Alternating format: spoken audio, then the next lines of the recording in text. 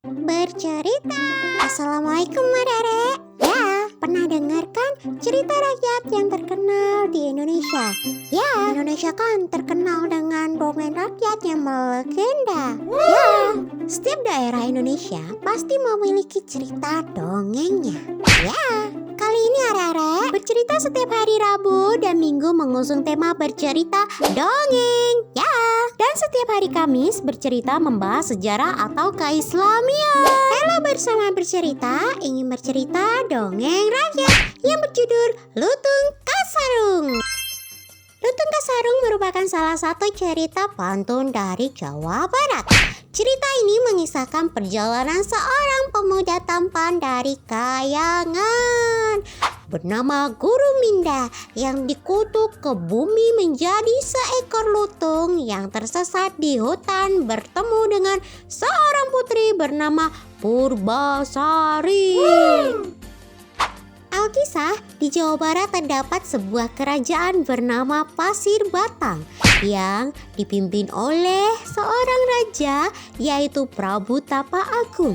Beliau memiliki 7 putri yaitu Purbararang, Purba Dewata, Purba Endah, Purba Kencana, Purba Lewi, Purba Mani, dan Purbasari. Dari ketujuh putri tersebut, ada beberapa yang sudah menikah dengan pangeran dari kerajaan lain. Sedangkan yang tersisa adalah Purbararang dan Purbasari. Namun, sebenarnya putri Purbararang sudah memiliki tunangan yaitu Pangeran Indrajaya. Prabu Tapa Agung belakangan ini berniat untuk turun tahta. Namun, beliau untuk memilih siapa yang akan menjadi penerusnya kelak. Menurut hukum adat yang berlaku, yang berhak menjadi penerus tahta adalah putri sulungnya, yaitu Purbararang. Akan tetapi, sifat Purbararang yang angkuh dan gegabah, maka Prabu Tapa Agung berniat untuk memilih Purbasari sebagai penerus tahtanya. Karena Purbasari memiliki sifat yang bijaksana dan baik hati. Mendengar hal itu, Purbararang marah karena merasa dialah yang paling berhak meneruskan tahta ayahandanya. Ya, begitulah sifat Purbararang. Sombong, angkuh, makanya tidak dipilih oleh Prabu Tapa Agung sebagai penerusnya. Kemudian Purbararang menceritakan keputusan ayahnya terhadap kepada tunangannya. Pangeran Indrajaya pun naik pitam, kemudian mengajak Purbararang untuk mendatangi seorang dukun sakti untuk mencelakai Purbasari. Dan benar saja, Purbasari mengalami penyakit aneh. Seluruh tubuhnya dipenuhi dengan bintik hitam. Bahkan seluruh tabib yang dipanggil tak mampu menyembuhkan penyakit itu. Jahatnya lagi arek-arek, Purbararang menghasut ayahnya untuk mengasingkan Purbasari. Purbararang mengatakan bahwa penyakit yang diderita oleh Purbasari adalah kutukan karena ayahnya tidak mematuhi hukum adat. Prabu Tapa Agung pun terhasut, kemudian dengan berat hati mengasingkan Purbasari ke hutan. Diasingkannya Purbasari. Ia tinggal sendiri di sebuah pondok di tengah hutan. Ia hanya ditemani oleh hewan-hewan saja. Namun karena ketulusan Purbasari, hewan-hewan tersebut menjadi baik kepadanya. Di suatu hari, saat Purbasari sedang bermain bersama hewan-hewan di dekat pondoknya, ia melihat seekor kera hitam. Kera tersebut menghampirinya dan mengatakan bahwa Purbasari tak perlu merasa takut karena ia tak bermaksud untuk menyakiti atau mengganggu. Kera atau lutung tersebut memperkenalkan dirinya bahwa ia adalah Guru Minda dari Kayangan. Ia dikirim ke bumi karena melakukan kesalahan sehingga dikutuk menjadi seekor lutung. Mendengar hal itu, Purbasari lebih tenang. Kemudian mereka saling menceritakan asal-usul masing-masing. Sejak itulah lutung berteman baik. Ya, di suatu hari lutung bersemedi meminta kepada Tuhan agar penyakit Purbasari disembuhkan. Dan doanya terkabul. Tiba-tiba muncullah sebuah telaga kecil dengan air yang sangat jernih dan harum. Lutung membawa Purbasari menuju telaga itu. Kemudian memintanya untuk mandi. Setelah Purbasari mandi di telaga tersebut, keajaiban pun terjadi.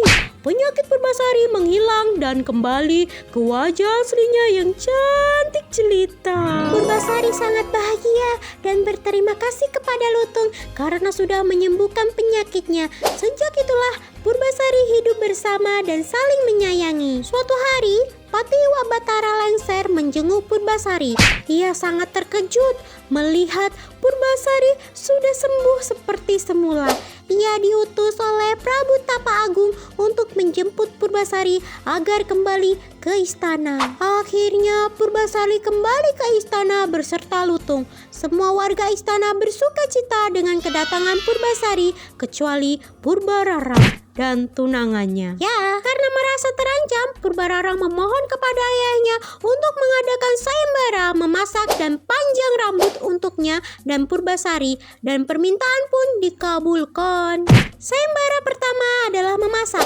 Purbararang dibantu oleh banyak pelayan istana, sedangkan Purbasari hanya ditemani oleh Lutung Kasarung. Purbasari mulai panik melihat masakan Purbararang hampir selesai.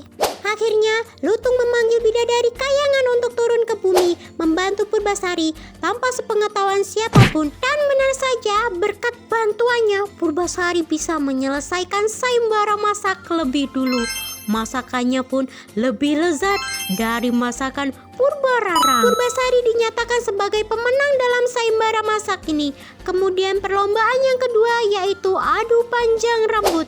Purbararang merasa percaya diri bahwa ia akan menjadi pemenangnya. Namun, melihat keangkuhan Purbararang, Lutung Kasarung tak tinggal diam. Lutung Kasarung kembali memerintah bidadari kesayangan untuk membantu menyambung rambut Purbasari tanpa sepengetahuan siapapun.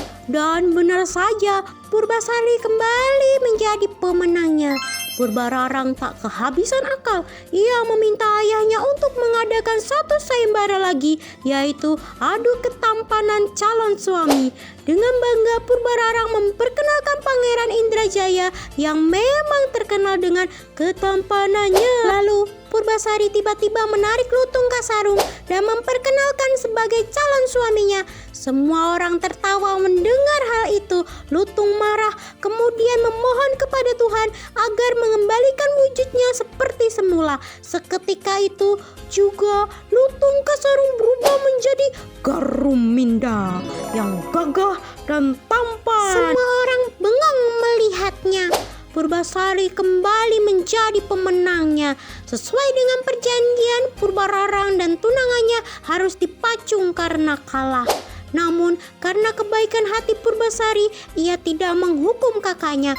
Purbararang bahkan mengizinkannya untuk tetap tinggal di istana. Akhirnya, Purbasari dinobatkan sebagai Ratu Pasir Batang dan semua rakyat hidup makmur, damai, dan bahagia. Pesan moral yang bisa kita ambil dari cerita rakyat ini adalah bahwa kesombongan hanya akan membuat seseorang lupa diri.